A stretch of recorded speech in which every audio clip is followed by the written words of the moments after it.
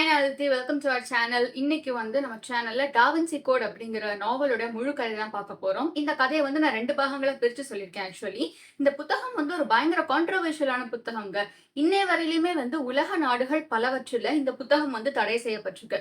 ஏன்னா ஒரு குறிப்பிட்ட மதத்துக்கு எகெயின்ஸ்டா இந்த ரைட்டர் டான் ப்ரவுன் அவர்கள் சொன்ன கருத்துக்களும், அந்த கருத்துக்கள் உண்மைத்தன்மை மிகுந்தது கிடையாது. நிறைய போலியான கருத்துக்களை சும்மா போட்டு திணிச்சு வச்சிருக்காங்க அப்படிங்கிற கருத்தும் தான் இந்த புக் பல இடங்கள்ல பேன் ஆயிருக்கிறதுக்கு காரணம். முதல்ல நான் புத்தகத்தை காட்டிடுறேன். இங்கிலீஷ்ல இது நான் வச்சிருக்கிற வெர்ஷன். இது நான் ரொம்ப வருஷங்களுக்கு முன்னாடி வாங்கினது.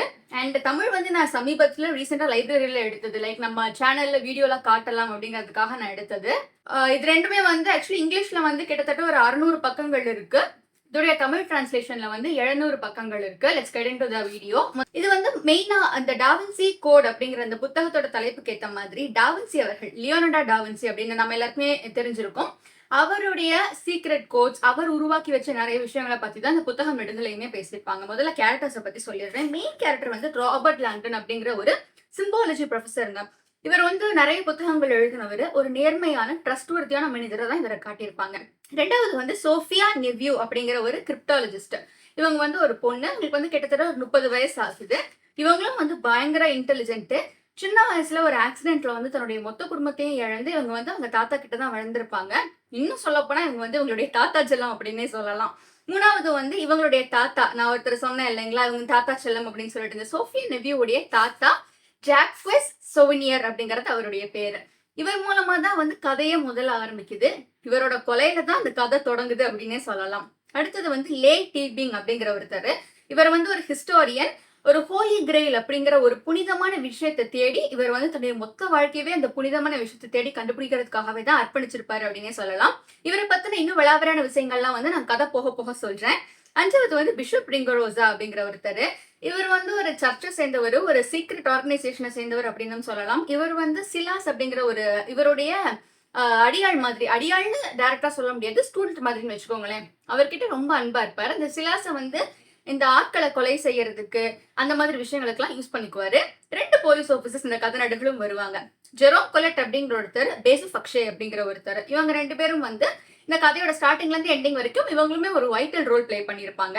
இந்த புத்தகம் மெயினா எதை பத்தி பேசுது அப்படின்னா கிறிஸ்டியானிட்டியை பத்தி தாங்க பேசுது. கிறிஸ்டியானிட்டி நம்ம எல்லாருக்குமே தெரிஞ்ச ஒரு கிறிஸ்டியானிட்டி அப்படிங்கிறது உண்மையானது கிடையாது. அது அதை தாண்டி அதுல நிறைய லேயர்ஸ் இருக்கு. இன்ஃபேக்ட் மக்கள்கிட்ட சொல்லாம மறைக்கப்பட்ட விஷயங்கள் நிறைய கிறிஸ்டியானிட்டியில இருக்கு அப்படிங்கறது தான் இந்த புத்தகத்தோட மெயின் தீமாவே வச்சிருந்திருக்காங்க. இது எல்லாமே புத்தகத்துல உள்ளது மட்டும்தான். நம்ம சேனல்ல எந்த ரிலீஜனுக்கும் எகெயின்ஸ்ட் எல்லாம் கிடையவே கிடையாது. நமக்கு எம்மதமும் சம்மதம் அவ்வளவுதான். Because all religion somewhere the other I believe they teach us the same principle or philosophy. எல்லா ரிலீஜன்ஸுமே அட் எண்ட் ஆஃப் டே சொல்றது ஒரே ஒரு விஷயத்தை தான். போய் சொல்லக்கூடாது, திருடக்கூடாது, யாரையும் ஏமாத்தி பழக்கக்கூடாது, நீங்க உண்டு உங்க வேலை உண்டுன்னு இருங்க அப்படிங்கிறது தான். ஸோ நம்ம இது நம்மளுடைய பர்சனல் கருத்துக்கள் கிடையாது, எல்லாமே புத்தகத்துல இருந்து வந்திருக்கிறது. அதனாலதான் அது 2 பாகங்களை பிரிச்சிருக்கேன் இந்த கதையை ஆக்சுவலி. ஏன்னா நம்ம ஃபர்ஸ்ட் இதுல நான் ஒரு பாதி கதையை சொல்றேன், ரெண்டாவதுல மீதி கதையை சொல்லி இந்த சிம்பாலிசம்லாம் எப்படி எப்படி ரோல் பிளே பண்ணிருக்கு அப்படிங்கறதையும் நான் எக்ஸ்பிளைன் பண்ணிடுறேன். ஃபர்ஸ்ட் கதையோட ஆரம்பம் எங்க நடக்குது அப்படின்னா, ஜாக்வஸ் சோனியர், நான் சொன்னேன் இல்லைங்களா, அவர் தாத்தா, அவர் கிட்டத்தட்ட இந்த சிலாஸ் அப்படிங்கிறவரால விரட்டப்படுறாரு. எங்கன்னா ஒரு மியூசியத்துக்குள்ள. அந்த மியூசியத்தோட கியூரேட்டரே அவர் தான். கிட்டத்தட்ட விரட்டப்பட்ட ஏதோ ஒரு விஷயம், ஒரு ரகசியத்தை என்கிட்ட சொல்லுங்க சொல்லுங்க அப்படின்னு சிலாஸ் கேட்கிறாரு. உயிர் போற சமயத்துல வர வழியே இல்லாம அவர் ஒரு ரகசியத்தை வெளியே சொல்லிடுறாரு சிலாஸ் கிட்ட. சிலாஸும் நம்ம வந்த காரியம் வெற்றிகரமா முடிஞ்சிருச்சு அப்படின்னு சொல்லிட்டு வெளியே போறாரு.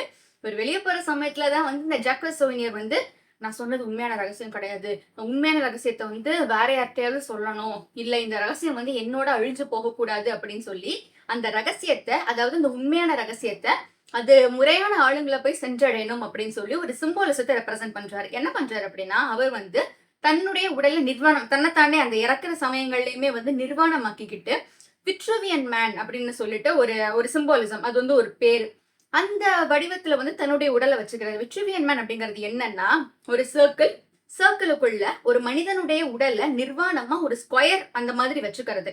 சர்க்கிளுக்குள்ள ஸ்கொயர் அப்படின்னு நான் சொன்னேன் இல்லைங்களா. இப்ப அந்த சர்க்கிளுடைய சென்டர்ல அவங்களுடைய ஸ்டமக் போர்ஷன் இருக்கிற மாதிரியும், அந்த ஸ்கொயர் மாதிரி இவங்களே இமேஜின் பண்ணிக்கிட்டு அதோடைய சென்டர் போர்ஷன்ல அவருடைய அந்த மேல் ரீப்ரொடக்டிவ் பார்ட் இருக்க மாதிரியும் வச்சுட்டு அவர் படுத்துக்கிறாரு அந்த இடத்துல. அதுதான் அவர் கடைசியை விட்ட ஒரு சிம்பிள். 2வது சிம்பல் வந்து அவர் தன்னுடைய ரத்தத்தின் மூலமாகவே தன்னுடைய வயித்துல வந்து ஒரு சிம்பலை வரைகிறாரு. இதெல்லாம் வந்து எப்படியாவது சரியான ஆளுங்களை சென்று அடையணும் அப்படிங்கிற ஒரு பதட்டத்துலதான் அவர் இந்த எல்லா விஷயங்களையுமே பண்றாரு. இதை தாண்டி அவர் வந்து ஒரு நம்பர், 2 லைன் ஆஃப் ஒரு கோடு, அதுக்கு கீழே ஒரு லைன் எல்லாத்தையுமே வந்து எழுதிட்டு ஃபைனலி அவர் வந்து இறந்து போயிடுறாரு. சோ இவருடைய மரணம் தான் இந்த கதையோட தொடங்கி வைக்குது. ராபர்ட் லாங்டன் அப்படிங்கிறவர் ஒரு ப்ரொஃபசர். நான் முன்னாடி கேரக்டர்ஸ் இன்ட்ரோடியூஸ் பண்ணிட்டேன் அவரை. அந்த ப்ரொஃபசர் வந்து அன்னைக்கு நைட்டு ஜாக்வஸ் சோவினியரை மீட் பண்ணிட்டு தான் இருந்திருக்கு. 2 பேரும் சந்திச்சு சில விஷயங்கள் பேசலாம் அப்படின்னு சொல்லி யோசிச்சுட்டு இருந்திருக்காங்க. ஆனா என்ன ஆச்சு, அவர்கிட்ட இருந்து போனே வரலையே அப்படின்னு சொல்லிட்டு ராபர்ட் லாங்டன் அவர்கள் வந்து தன்னுடைய ரூமுக்கு போய் அவர் அங்க உட்கார்ந்து இருக்காரு. அர்த்தராத்திரியில் அவர் ரூம் கதவை வந்து இந்த போலீஸ் ஆஃபீஸர் தட்டுறாங்க. ஜெரோம் கொலெட் அப்படிங்கிற அந்த போலீஸ் ஆஃபீஸர் வந்து தட்டுறாரு. இந்த மாதிரி நீங்க வாங்க அப்படின்னு சொல்லிட்டு எங்கன்னு போய் பார்த்தா ஜாக்வஸ் சோனியர் வந்து இறந்து கிடக்குறாரு. அங்க இந்த சிம்பிள்ஸ் எல்லாம் பார்த்து அவர் வந்து அதிர்ச்சி ஆயிடுறாரு. என்னது இறந்து போயிட்டாரோ, ஐயோ எப்படி அப்படின்னு சொல்லி அவர் வந்து ஷாக் ஆயிடுறாரு. ஆனா அதுல ட்விஸ்டே என்ன அப்படின்னா, அவங்க வந்து ராபர்ட் லாங்டனை இந்த கொலையில சந்தேகப்படுறாங்க. அவர் தான் ஒருவேளை இந்த கொலையை பண்ணியிருப்பாரோ அப்படின்னு சொல்லி அந்த சந்தேகத்தின் அடிப்படையில தான் அவர் வந்து அங்க கூட்டிட்டு வந்திருக்கவே செய்யறாங்க அவரை. இது வந்து அவருக்கு தெரியவே இல்லை. இப்ப அவரை வந்து இன்வெஸ்டிகேட் பண்ணிட்டு இருக்காங்க. இந்த மாதிரி நீங்க என்ன பண்றீங்க, உங்களுக்கு இதெல்லாம் பத்தி என்ன தெரியும், எப்படி தெரியும் அப்படின்னு சொல்லி முடிஞ்ச வரைக்கும் அவர்கிட்ட அந்த விஷயங்கள் எல்லாம் வாங்க தான் ட்ரை பண்ணிட்டு இருக்காங்க அவங்க. ராபர்ட் லாங்டனுக்கு எந்த விஷயமும் தெரியல. சோஃபியா நெவியூ வந்து இந்த டைத்துல உள்ள வர்றாங்க. அவங்க நான் முன்னாடியே சொன்ன மாதிரி ஒரு கிரிப்டாலஜி தெரிஞ்ச ஒரு பொண்ணு. அந்த பொண்ணு வந்து போலீஸ் டிபார்ட்மெண்ட்ல வேலை பார்த்துட்டு இருப்பாங்க. அந்த பொண்ணுக்கு இன்ஃபேக்ட் இந்த இறந்து போனார் இல்லைங்களா, அவருடைய போட்டோ வந்து முன்னாடி அந்த பொண்ணுக்கு வந்து கிடைச்சிரும். அந்த டிபார்ட்மெண்ட் மூலமா கிடைச்சிரும் அந்த பொண்ணுக்கு. அங்க இருக்க யாருக்குமே தெரியாது சோஃபியா வந்து ஜாக்வஸோட பேத்தி தான் அப்படின்னு சொல்லிட்டு யாருக்குமே தெரியாது இந்த விஷயம். பொண்ணு வந்து அதிர்ச்சி அடைஞ்சு வர்றாங்க. அங்க வந்து இதெல்லாம் பாக்குறாங்க. அந்த பொண்ணு ஆக்சுவலி அந்த பொண்ணுடைய பேக் ஸ்டோரி என்ன அப்படின்னா, அந்த பொண்ணு வந்து அவங்க தாத்தா கூட கிட்டத்தட்ட ஒரு 10 வருடங்களாவே பேசிக்க மாட்டாங்க அவங்க. ஒரு ஒரு நாள் வந்து அவங்க தாத்தாவை சர்ப்ரைஸ் பண்றதுக்காக அவங்க வந்து வீட்டுக்கு போறாங்க. அங்க வந்து ஒரு மோசமான விஷயத்த பாத்துறாங்க. அதுக்கப்புறம் அந்த பொண்ணு வந்து அவங்க தாத்தா கிட்ட பேசவே இல்லை. அதோட பேச்சை நிறுத்திடுச்சு அந்த பொண்ணு அவங்க தாத்தா கிட்ட. அவங்க தாத்தா வந்து என்னென்னமோ பண்ணி பாக்குறாரு அந்த பொண்ணை பேச வைக்கிறதுக்காக. கெஞ்சி பாக்குறாரு, கூப்பிட்டு பாக்குறாரு. ஆனா அந்த பொண்ணு கடைசி வரைக்கும் பேசவே இல்லை. அது என்ன அப்படிங்கறதெல்லாம் நான் லேட்டர் ஆன் எக்ஸ்பிளைன் பண்றேன். இது வந்து இந்த பொண்ணோட கதை. இந்த பொண்ணு தெரிஞ்சிரும். அதாவது ராபர்ட் லாங்டனை வந்து அவங்க மாட்டி விடுறதுக்காகத்தான் இப்படி பண்றாங்க அப்படின்னு சொல்லிட்டு இந்த பொண்ணு வந்து ராபர்ட் லாங்டன் கிட்ட போனை கொடுத்து இந்த மாதிரி ஒருத்தவங்க உங்ககிட்ட பேசணும் அப்படின்னு சொல்லி போனை கொடுக்கும். அந்த போன்ல ஆக்சுவலி வந்து இந்த பொண்ணே தான் பேசியிருக்கும். இங்க பாருங்க, இவங்க வந்து உங்களை மாட்டி விட நினைக்கிறாங்க. நான் வந்து உங்களை காப்பாத்துறதுக்காக வரேன். நீங்க பாத்ரூம்ல வந்து சந்திங்க அப்படின்னு சொல்லிட்டு அந்த பொண்ணு சொல்லும். சரி அப்படின்ட்டு இவருக்கு வந்து ஒன்னும் புரியாது. என்னது மாட்டி விடுறேன், இல்ல நான் என்னடா பண்ணேன் அப்படின்னு சொல்லிட்டு சரி இந்த பொண்ணு கூப்பிட்டு இருக்கல அப்படின்னு சொல்லி இவர் வந்து பாத்ரூம்க்கு வந்துருவாரு. பாத்ரூம்ல அவங்க 2 பேருமே வந்து நின்று பேசுவாங்க. இந்த மாதிரி என்ன ஆச்சு அப்படி இப்படின்னு எக்ஸ்பிளைன் இது பண்ணிட்டு இருக்கப்ப வந்து அவ வந்து அந்த பொண்ணு கடைசி வரியை காட்டும். அந்த கோட்ல வந்து கடைசி வரி PS ஃபைன் ராபர்ட் லாங்டன் எழுதியிருக்கும். அந்த வரியை அழிச்சிட்டு தான் இவங்க எல்லாரும் வந்து அவர் ராபர்ட் லாங்டன் பேசிக்கிட்டே இருப்பாங்க. இன்ஃபேக்ட் அந்த வரியை வந்து அழிச்சு விட்டுருவாங்க. ஏன்னா அவங்களுக்கு பொறுத்த வரைக்கும் வந்து ராபர்ட் லாங்டன் வந்து இதுல வந்து ஒரு மெயினான சஸ்பெக்டா தான் அவங்க வச்சிருப்பாங்க. சோ அந்த வரியை அழிச்சு விட்டுருவாங்க.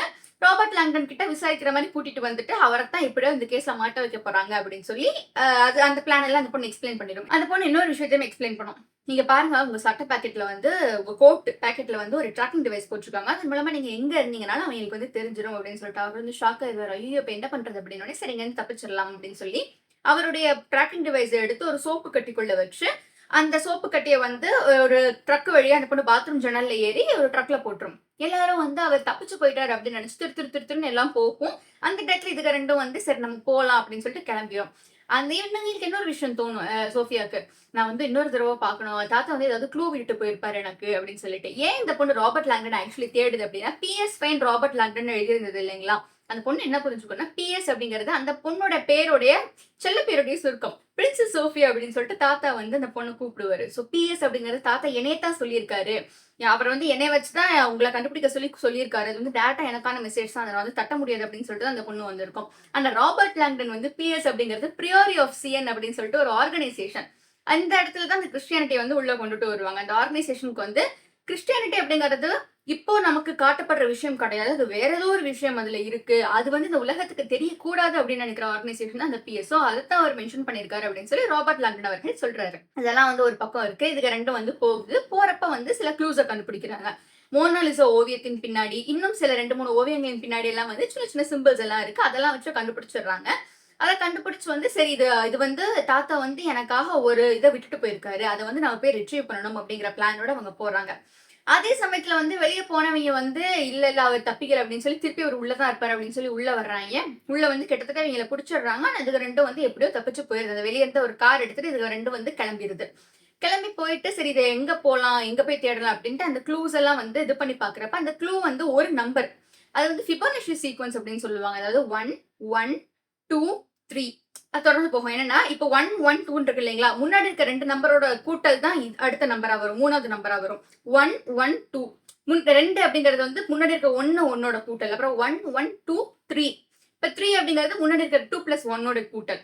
இப்படித்தான் வந்து அந்த கோட் எழுதியிருந்திருக்கும். சோ இதுதான் வந்து ஏதோ ஒரு விஷயத்த வந்து தாத்தா சொல்ல ட்ரை பண்றாரு அப்படின்னு சொல்லிட்டு சில க்ளூஸ் மூலமா வந்து நீங்க ஸ்விஸ் பேங்க் வரைக்கும் போயிருவாங்க. ஸ்விஸ் பேங்க்ல தான் தாத்தா எனக்காக ஏதோ ஒரு விஷயத்த வந்து ஒளிச்சு வச்சிருக்காரு அப்படின்னு சொல்லிட்டு இது ரெண்டுமே வந்து போயிரும். ஸ்விஸ் பேங்க் போனதுக்கப்புறம் ஸ்விஸ் பேங்கோட லாக்கர் அது வந்து எனக்கு வேணும் அப்படின்னு சொல்லிட்டு இந்த மாதிரி ஸ்விஸ் பேங்க்ல இருந்தவருக்கு வந்து உங்க தாத்தாவை தெரியும். இந்த தாத்தாவோட பொருள் எனக்கு வேணும் அப்படிங்கிறப்ப தாத்தாவோட பொருள் உனக்கு எதுக்குமா வேணும் அப்படின்னு உடனே வந்து தாத்தா இறந்து போயிட்டாரு. என்னது ஜாக்குஸ் சோவினியர் செத்து போயிட்டாரா அப்படின்னு சொல்லிட்டு அங்க இருக்க ஒரு கேட்பாரு. அவர் பேர் வந்து ஆண்ட்ரூ வேலட். சரி சரி நான் உங்களுக்கு ஹெல்ப் பண்றேன் அப்படின்னு சொல்லி அவங்கள 2 பேரையும் உள்ள கூட்டு போயிருவாரு. சரி இந்த லாக்கருக்கான பாஸ்வேர்ட் ஏதாவது உங்களுக்கு தெரியுமா அப்படின்னு கேட்கிறப்ப எனக்கு எதுவும் தெரியாதுமா. அது வந்து அவங்களுடைய இது. அதெல்லாம் நாங்க கேட்டுக்கிட மாட்டோம். உள்ள என்ன இருக்குன்னு எனக்கு தெரியாது அப்படின்னு சொல்லிடுவாரு. சோ இது 2 வந்து அந்த அக்கவுண்ட் நம்பரை வச்சு இதை போட ட்ரை பண்ணி வந்து ஃபிபோனச்சி சீக்வென்ஸ் தான் அதுக்கானது அப்படின்னு சொல்லி போட பார்ப்போம். அதுக்கப்புறம் வந்து இல்ல தாத்தா எழுதி வச்சிருந்தாரு. அந்த இடத்துல அவர் இறந்த இடத்துல ஒரு கோடு இருக்கும் இல்லைங்களா? அந்த கோடு தான் அதோட சீக்வென்ஸ் அப்படின்னு சொல்லிட்டு அதை போடுவோம். அதை முதல்ல போடுங்க. போட்டதுக்கு அப்புறம் இல்ல தாத்தா இவ்ளோ ஸ்ட்ரெயிட்டாலாம் சொல்லியிருக்க வாய்ப்பே இல்ல. இது வந்து வேற ஏதோ ஒரு விஷயமா இருக்கும் அப்படின்னு சொல்லிட்டு இதுக வந்து திருப்பி அந்த நம்பரை வந்து ரீஅரேஞ்ச் பண்ணி 2ம் சேர்ந்து ஒர்க் பண்ணி ஒரு கோடை போடும். அது வந்து திறந்துக்கும். திறந்ததுக்கு அப்புறம் உள்ள வந்து உங்களுக்கு ஒரு கிரிப்டெக்ஸ் அதாவது ஒரு டப்பா அதுக்குள்ள ஏதோ ஒரு ரகசியம் இருக்கு. அது வந்து கிடைச்சிரும். அதை எடுத்துக்கிட்டு இதுக்கு 2 வெளியே போகும். அந்த சமயத்துல போலீஸ் வந்து அங்க வரைக்கும் வந்துருவாங்க. இனிஷியலி வந்து அந்த ஆண்ட்ரூ வேலட் வந்து இதுக்கு 2யும் காட்டி கொடுக்க மாட்டாரு. சரி தப்பிச்சு போட்டோம் அப்படின்னு சொல்லிட்டு. ஆனா அதே சமயம் வந்து ராபர்ட் லாங்டன் ஒரு கொலை இல்ல 3 கொலைகளை பண்ணியிருப்பாரு அப்படின்னு சொல்லி ஒரு விஷயம் வந்து நியூஸ் வந்து ஃபிளாஷ் ஆகுது. அதை பார்த்தோன்னு ஒரு டென்ஷன் ஆயிடுவாரு. என்னது ஒரு கொலை இல்ல 3 கொலையா? இவ்வளவு பெரிய கொலகாரங்களுக்கா நான் வந்து அதெல்லாம் எடுத்து கொடுத்துருக்கேன் அப்படின்னு சொல்லி அவர் வந்து கிட்டத்தட்ட போலீஸ் திருப்பி சொல்லி கொடுத்துருவாரு. இது வேற தான் காரணம் அப்படின்னு சொல்லிட்டு. இதுக்கு 2ம் வந்து அதே டயத்துல கார் எடுத்துக்கிட்டு வந்து கிளம்பிடும் வெளியே. சரி போற வழியில இதை பத்தி பேசிட்டே போவாங்க அவங்க. இப்ப நம்ம என்ன பண்றது? சரி இப்ப இங்க இருந்து எப்படியாவது வெளியே போய் ஆகணும் அப்படிங்கிறப்ப அவங்க வந்து பயங்கர சிக்கல்ல மாட்டிருப்பாங்க. என்ன பிரச்சனை அப்படின்னா, இவங்க வந்து இப்ப எங்கேயாவது போய் பணம் எடுக்கணும் அப்படின்னு வச்சுக்கோங்களேன். அந்த பணத்தையும் இதுங்களால எடுக்க முடியாது. ஏன்னா பணம் எடுத்தாங்கன்னா சிசிடிவில மாட்டிப்பாங்க. ஏடிஎம் கார்டு எல்லாத்தையும் ட்ராக் பண்ண ஆரம்பிச்சுருவாங்க. இவங்க போட்டோ வந்து எல்லா இடங்கள்லயுமே இருக்கும். இன்ஃபேக்ட் இவங்களுடைய முதல் பிளான் வந்து தூதரகத்துக்கு போயிடலாம். ஏன்னா அவர் வந்து ஃபாரினர் தானே. தூதரகத்துக்கு போனா ஹெல்ப் கிடைக்கும் அப்படின்னு சொல்லிட்டு இப்ப பிரச்சனை இவ்வளவு பெருசானதுக்கு அப்புறம் அங்க போறதே பெரிய சிக்கல் அப்படின்னு சொல்லிட்டு இந்த டயத்துல வந்து இந்த லேட் டீபிங் அப்படிங்கிற ஒரு அந்த ஹிஸ்டோரியனை தேடி அவங்க போவாங்க. அவரு ராபர்ட் லாண்டன் தான் சொல்லுவாரு. எனக்கு வந்து அவர் தெரியும். நம்ம அவர்ட்ட போனா எப்படியாவது ஹெல்ப் கிடைக்கும் அப்படின்னு சொல்லிட்டு. அவரு வந்து ஒரு விஷயத்த சொல்றாரு. அந்த அவர்கிட்ட போய் இனிஷியலா வந்து பேசி இந்த மாதிரி சார் நான் உங்களுக்கு ஹெல்ப் பண்றேன் அப்படின்னு சொல்லி எடுத்துக்கிறாரு. அவர் என்ன சொல்றாருன்னா, அந்த ஹோலி கிரெயில் அப்படிங்கிறது அதுவரைக்கும் ஒரு கப்ப நினைச்சிட்டு இருப்பாங்க. அதாவது இயேசு கிறிஸ்து வந்து லாஸ்ட் சப்பர் அப்படின்னு சொல்லுவாங்க இல்லைங்களா?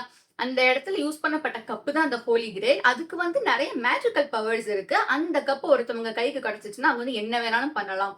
அதனாலதான் அவங்க அந்த கப்பு தேடிக்கி இருக்காங்க நிறைய பேர் அப்படின்னு சொல்லிட்டு தான் இனிஷியலா சொல்லப்பட்டிருக்கும். ஆனா விஷயம் என்ன அப்படின்னா, அந்த ஹோலி கிரெயில் வந்து ஒரு கப்பு கிடையாது. அது வந்து மேரி மேக்டலின் அப்படிங்கிற ஒரு பொண்ணு அப்படின்னு சொல்லுவாரு. இன்ஃபேக்ட் ஜீசஸ் கிரைஸ்ட் வந்து அவங்க கூட சேர்ந்து அவங்க கூட தான் இருந்திருக்காரு அவரு. அதன் மூலமா வந்து அவங்களுடைய டிசனன்ஸ் அவங்களுடைய வருங்கால சந்ததி வந்து இந்த உலகத்துல பல இடத்துல இருக்காங்க அப்படின்னு சொல்லிடுவாரு. அப்ப என்ன சொல்றீங்க? அப்ப ஹோலி கிரெயில் அப்படிங்கிறது ஒரு பொண்ணா அப்படின்னு கேட்பாங்க. ஆமா அது ஒரு பொண்ணு தான் அப்படின்னு சொல்லுவாரு. என்னங்க நீங்க இப்ப இத்தனை வருஷம் நமக்கு சொல்லப்பட்ட விஷயங்கள் எல்லாமே தலைகீழா திரும்பிருச்சு இல்ல? நமக்கு தெரிஞ்ச ஜீசஸ் கிரைஸ்ட் வந்து வேற மாதிரி இல்ல. இல்ல இதெல்லாம் வந்து தெரியக்கூடாது அப்படின்னு சொல்லிட்டு அந்த கிரைஸ்ட் வந்து பிளான் பண்ண ஒரு குரூப் வந்து பிளான் பண்றாங்க அப்படின்னு சொல்லி அந்த சிலாஸ் அவங்கள பத்தி எல்லாம் எக்ஸ்பிளைன் பண்றாரு. அந்த சிலாஸ் வந்து இன்னொரு விஷயம் என்ன அப்படின்னா, அந்த சிலாஸ் வந்து அந்த தன்னைத்தானே தண்டிச்சுக்கிறதுல ரொம்ப இது இருக்கிற ஒரு ஆளு. இந்த இரும்பு கம்பிய வந்து பெல்ட்ட இடுப்புல கட்டிக்கிறது, அது வந்து தன்னுடைய சதைக்குள்ள போய் குத்தி கிழிக்கிறப்ப வந்து இந்த ரத்தம் வெளிய போறது மூலமா என்ன நான் வந்து பியூரிஃபை பண்ணிக்கிறேன் அப்படின்லாம் நம்பிக்கிட்டு இருக்கிற ஒரு ஆள் அவரு. அந்த சிலாஸ் வந்து அது மட்டும் இல்லாம அவர் வந்து கிறிஸ்டியானிட்டிய வந்து ஒரு ஒரு வேற மாதிரி பார்க்குற ஒரு குரூப் ஆஃப் பீப்பிள் அவங்கலாம். அவங்கலாம் வந்து இன்ஃபாக்ட் அந்த பெண்கள் வந்து பெண்கள், பெண் தெய்வ வழிபாடுகள் அப்படிங்கிறதுலலாம் அவங்களுக்கு பெரிய இது கிடையாது அவங்களுக்கு. இன்ஃபாக்ட் பெண்கள் வந்து அவங்களுடைய அந்த குழந்தை பெத்துக்கிறதே அவங்க வந்து ஒரு ஒரு இதான விஷயமா தான் பார்க்குறாங்க. என்ன அது வந்து ஒரு சுத்தமில்லாத ஒரு விஷயம் அந்த மாதிரி தான் பார்க்குறாங்க அவங்க எல்லாருமே. இந்த விஷயங்களெல்லாம் வந்து அவங்க இந்த டயத்துல அப்படியே மெல்லமா எக்ஸ்பிளைன் பண்ணிக்கிட்டே வராங்க நமக்கு. ஒரு கட்டத்துல வந்து சரி லேட்டி பிங் வந்து சொல்றாரு. சரி நம்ம வந்து இத எடுத்துட்டு வந்து நம்ம போகலாம். நான் இன்னொரு இடத்துக்கு கூட்டிட்டு போறேன். அங்க போனா நமக்கு இதுக்கான விடைகள்லாம் கிடைக்கும் அப்படின்னு சொல்லிட்டு. இது கூடால வந்து இதுக 2ம் வந்து அதுக்கான பாஸ்வேர்ட், அதுக்கான காம்பினேஷன் இந்த கிரிப்டுக்குள்ள வந்து நெறைய விஷயங்கள் எழுதி இருக்கும். சோ அதுக்கான பாஸ்வேர்ட எப்படி போட்டு பார்க்கறது, என்ன போட்டு பார்க்கறது அப்படி இப்படின்னு சொல்லி இது பண்ணிட்டே இருக்கும். ஃபைனலா அந்த பாஸ்வேர்ட கண்டுபிடிச்சிருவாங்க. அந்த பாஸ்வேர்ட் வந்து சோஃபியா SOFIA. அந்த பொண்ணு வந்து ஐயோ தாத்தா என் மேல இவ்ளோ அன்பா இருந்திருக்காரு அப்படின்னு சொல்லிட்டு ஃபீல் பண்ணும். அப்ப இவர் வந்து கேட்பாரு ராபர்ட் லாங்டன். சரி ஏன் உன் தாத்தாட்ட நீ இத்தனை வருஷமா பேசுற அப்படின்னோனே, இல்ல அது ஒரு விஷயம் அப்படின்னு சொல்லுவான். இவர் கண்டுபிடிச்சிருவாரு. நீ அந்த வீட்ல போய் வந்து ஒரு செக்சுவல் ரைட்ட நீ பார்த்திருக்க. அதாவது ஒரு குரூப் ஆஃப் பீப்பிள் செக்ஸ்ல ஈடுபட்டுட்டு இருந்திருக்காங்க. அதுல உன் தாத்தாவும் ஒருத்தரு. அங்க அது ஒரு விஷயம் நடக்கிறத பார்த்து தான் நீ அப்படியே ஷாக் ஆயிருந்திருக்க. ஆக்சுவலி அத வந்து ஒரு ஒரு புனிதமான விஷயமா நினைச்சிட்டு இருந்திருக்காங்க அவங்க. செக்ஸ் அப்படிங்கிறதே ஒரு ஒரு ரொம்ப பரிசுத்தமான விஷயம். இன்ஃபாக்ட் ஒரு ஆண் வந்து தன்னுடைய ஒரு கரெக்ட்டான ஒரு ஃபெமினைன் பார்ட்னரோட கனெக்ட் ஆகுறப்ப, அவனுக்கு வந்து எல்லையில்லாத ஒரு ஞானம் கிடைக்குது அப்படின்னு சொல்லிட்டு நினைச்சிட்டு இருந்திருக்காங்க. ஞானம் அப்படிங்கிறது ஒரு விஷயம். 2வது விஷயம் வந்து அந்த செக்ஸ்ல நடக்கிற ஆர்காசமே வந்து ஒரு ஸ்பிரிச்சுவாலிட்டியா தான் அவங்க கன்சிடர் பண்ணிட்டு இருந்திருக்காங்க. இன்ஃபாக்ட் அந்த ஸ்பிரிச்சுவாலிட்டில போனா நமக்கு எந்த அளவுக்கு ஒரு ஞானம் கிடைக்குமோ, அந்த ஞானம் வந்து நம்ம ஒரு சரியான துணையோட இருக்கிறப்ப கிடைக்கும் அப்படிங்கிறது தான் அதோடைய அர்த்தங்கள். ஆனா அப்ப அது வந்து சின்ன பிள்ளை. இத பார்த்துட்டு வந்து திடுக்கிட்டு போய் ஓடி வந்துரும் அந்த பொண்ணு. அதெல்லாம் வந்து இவங்களுக்கு தெரியுது. இந்த கிரிப்ட் எல்லாம் ஓப்பன் பண்ணி பார்க்குறாங்க. உள்ள வந்து ஒரு சீரிஸ் ஆஃப் லெட்டர்ஸ் எழுதியிருக்கு. அது வந்து ஒரு மிரர் இமேஜ் மாதிரி இருக்கு. கண்ணாடியில ஒரு வேளை அத காட்டுனா நமக்கு ஏதாவது ஹிண்ட் கிடைக்குமோ அப்படின்னு சொல்லிட்டு அவங்க அத பத்தி ரிலேட்டிவ் வீட்டுக்கு போய் இவங்க விஷயங்கள்லாம் டிஸ்கஸ் பண்ணிட்டு இருக்காங்க இல்லைங்களா? அந்த டயத்துல சிலாஸ் வந்து இவங்கள தேடி வந்துடுறாரு. சிலாஸ் வந்து அந்த பிஷப் சொன்ன சில விஷயங்கள வச்சு இவங்க கிட்ட தான் அது இருக்கு. நான் வந்து இவங்கள எப்படியாவது புடிச்சே தீரணும் அப்படின்னு சொல்லிட்டு வர்றாரு. ஏன்னா வந்து அவர் முன்னாடியே அவருக்கு அந்த ஹிண்ட் கிடைச்சுச்சு இல்லைங்களா? அந்த ஹிண்ட் வந்து ஒரு பொய்யானது. அவர் வேற ஒரு சர்ச்சுக்கு போய் அங்க போய் தேடி திரிஞ்சு அங்க இருக்கிறவங்கள கொலையெல்லாம் பண்ணி ஃபைனலி அது வந்து ஒண்ணும் கிடைச்சிருக்காது. இங்க வந்ததுக்கப்புறம் இவங்க வந்து ஒரு கட்டத்துல அவர் வந்து புடிச்சு அடிச்சு போட்டுருவாய்ங்க. அடிச்சு போட்டு 4ம் வந்து சேர்ந்து அந்த பிரைவேட் ஜெட் எடுத்துட்டு கிளம்பிரும். இந்த மாதிரி நம்ம போகலாம் அப்படின்னு சொல்லிட்டு. அங்க போய் பார்க்குறப்ப வந்து அந்த பிரைவேட் ஜெட்ல அவிங்க போற விஷயம் வந்து எப்படியோ போலீஸுக்கு தெரிஞ்சிரும். போலீஸும் வந்து இவங்கள விரட்டி வர்றாய்ங்க. எப்படியாவது இவங்கள புடிக்கணும். ஏன்னா இவங்க வந்து ஏதோ ஒரு விஷயத்த இங்க வச்சிருக்காய்ங்க, மறைக்கிறாய்ங்க அப்படின்னு சொல்லிட்டு போலீஸும் வர்றாங்க. அந்த டயத்துல வந்து போலீஸ் கிட்டத்தட்ட வந்து ஃப்ளைட்ட சோதனை எல்லாம் பண்றாங்க. அவங்க கிடைக்கல. சரி ஃபைனலி வந்து நம்ம வந்து இவங்கள வேற ரூபத்துல தான் பிடிக்கணும் அப்படின்னு சொல்லிட்டு போலீஸ் போயிடுறாங்க. இதுக்குனாலும் ஃபைனலி வந்து இங்கிலாந்துல இறங்கிருச்சு. இறங்குன அந்த டயத்துல வந்து இவர் கூட வந்து இன்னொருத்தரும் வந்திருப்பாரு. ரெமி அப்படின்னு சொல்லிட்டு ஒருத்தர். அவர் வந்து இந்த லேட் டீவிங் கூடவே இருப்பாரு. அவருடைய சர்வன்ட் மாதிரி. அந்த ரெமி வந்து சிலாஸுக்கு ஹெல்ப் பண்ணுவாரு. அவர் கட்டெல்லாம் அவுத்து விட்டு, நானும் வந்து உன்னைய மாதிரியே ஒரு ஊழியன் தான் அப்படின்னு சொல்லுவாரு. பயங்கர ஷாக் ஆயிரும் அவருக்கு. என்னது உங்களுக்கு தெரியுமா? என்னது ஆனா அவர் வந்து டீச்சர் அப்படின்ற ஒருத்தருக்காக தான் சிலாஸ் வந்து வேலை பார்த்துட்டு இருப்பாரு. உங்களுக்கு டீச்சர தெரியுமா? இல்ல எனக்கு டீச்சர தெரியாது. ஆனா நானும் உன்ன மாதிரி ஒருத்தர் தான் அப்படின்னு சொல்லுவாரு. ஒரு கட்டத்துல இதுல எல்லாத்தையும் டிஸ்கஸ் பண்ணிக்கிட்டு இருக்கிறப்ப, அந்த இத கையில வச்சிருக்கும். அந்த கீ ஸ்டோன வந்து கையில வச்சிருக்குங்க அதுங்க. கையில வச்சுட்டு இருக்கப்ப, ரெமி வந்து பின்னாடி இருந்து வந்து கிட்டத்தட்ட கன்ன வந்து லேடி விங் தலையில வச்சு, "அத குடு" அப்படின்றாரு. ராபர்ட் லாம்ப்டன் வந்து, "இல்ல, இல்ல குடுக்க மாட்டேன். இது வந்து ரகசியம். நான் குடுக்க முடியாது" அப்படிம்பாரு. "இல்ல, இல்ல நீ இத குடுத்து தான் ஆகணும். அப்படி இல்லன்னா நான் வந்து இவர சுட்டுருவேன்" அப்படிம்பாரு. உடனே வந்து லேடி விங் சொல்லுவாரு, "இல்ல, இல்ல ரெமி வந்து என் கூட தான் இத்தன வருஷமா இருக்காரு. ரெமி அப்படிலாம் ஒண்ணும் பண்ண மாட்டாரு" அப்படின்னு சொல்றப்பவே கன் ஷூட் பண்ணுவாங்க. நான் இதோட வந்து ஃபர்ஸ்ட் பார்ட்ட முடிக்கிறேன். செகண்ட் பார்ட்ல வந்து யார ஷூட் பண்ணாங்க, என்ன நடந்தது எல்லாத்தையும் எக்ஸ்பிளைன் பண்றேன். இதுல வந்து நான் ஏன் 2 பாகங்களா பிரிச்சிருக்கேன்னா, நான் முன்னாடி சொன்ன மாதிரி வந்து பயங்கர காம்ப்ளெக்ஸா ஒரே வீடியோல எல்லாத்தையும் திணிக்கிற மாதிரி இருக்கும். ஸோ அதனால தான் நான் 2 பாகங்களா பிரிச்சு சொல்றேன். இது வந்து இன்ஃபாக்ட் நெறைய டிஸ்கிரிப்ஷன்ஸ் இருக்கு இந்த கதையில. ஒரு விஷயத்துக்கும் அதாவது அந்த இயேசு கிறிஸ்து, ஒரு புனிதமான விஷயம், ஒரு சிம்பல் எல்லாத்துக்குமே வந்து ஏகப்பட்ட எக்ஸ்ப்ளனேஷன்ஸ் குடுத்திருப்பாங்க. அதெல்லாம் என்னென்ன அப்படின்னு சொல்லிட்டு நான் வந்து செகண்ட் பார்ட்ல இந்த வீடியோவோட 2வது பாகத்துல நான் சொல்றேன். ஸோ இந்த வீடியோ எப்படி பிடிச்சிருந்ததுன்னு கீழ கமெண்ட்ல சொல்லுங்க. And please stay tune for second part. Thank you.